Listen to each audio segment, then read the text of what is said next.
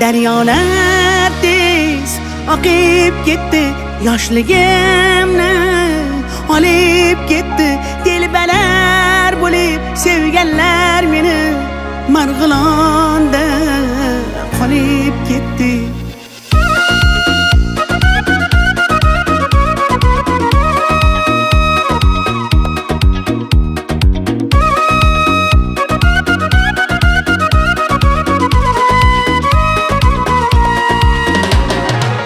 Biz opa televizordan tushmay qo'ydingiz, ukam bor deb bir qo'ng'iroq qilmay qo'ydingiz.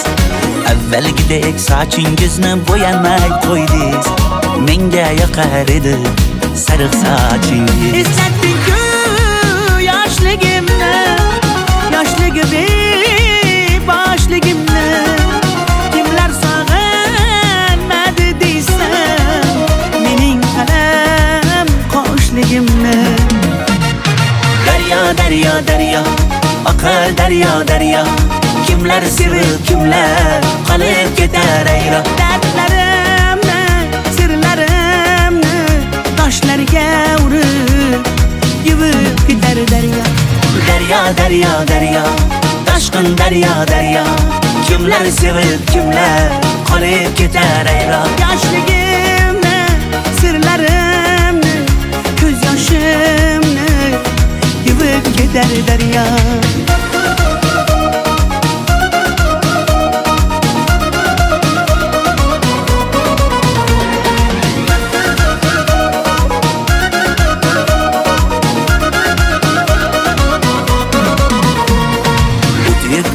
Yoshlik demang yolg'ondan, chiroylisiz uncha janondan.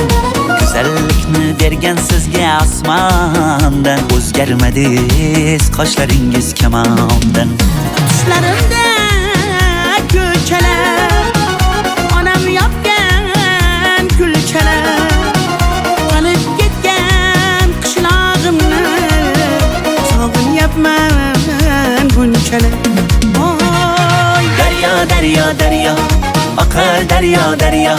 Kimlar sevib, kimlar qolib ketar ayro. Dardlarimni, sirlarimni toshlarga urib yuvib ketar daryo. Daryo, toshqin daryo. Kimlar sevib, kimlar qolib ketar ayro. Yoshligimni, sirlarimni, ko'z yoshimni yuvib ketar daryo.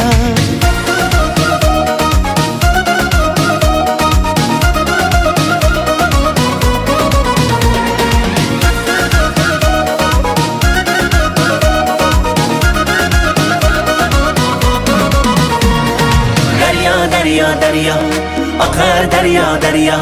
Kimlar sevib, kimlar qolib ketar ayro. Dardlarimni, sirlarimni toshlarga urib yuvib ketar daryo. Daryo, toshqin daryo. Kimlar sevib, kimlar qolib ketar ayro. Yoshligimni, sirlarimni, ko'z yoshimni yuvib ketar daryo.